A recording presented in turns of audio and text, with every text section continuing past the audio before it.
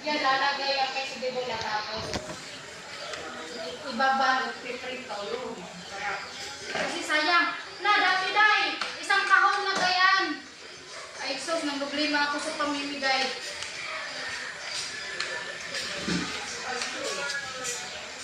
Ngayon may hindi kain. Ha? Labas yung malamig, baka sa tuloy.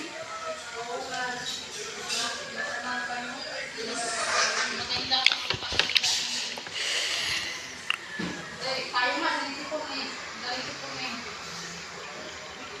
Tika ang numero dito, mapa? Oo, man.